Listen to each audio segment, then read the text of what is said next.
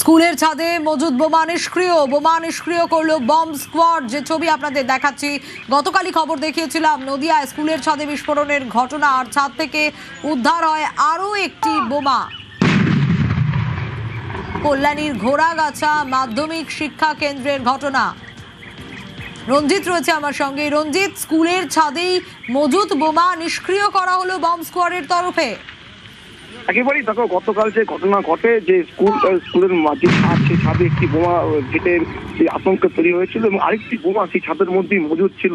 এবং পরবর্তী সময়ে ঘটনাস্থলে নির্বাচন আধিকারিক থেকে শুরু করে জেলা পুলিশ উপস্থিত খতিয়ে দেখার চেষ্টা করে, এমনকি ড্রোন পর্যন্ত ওড়ানো হয় আর অন্য কোথাও মজুদ রয়েছে কিনা।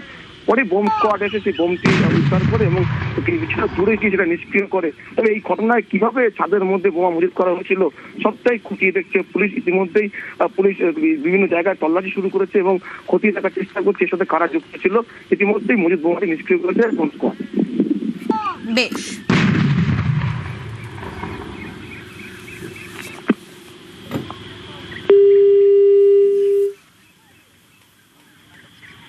নিউজ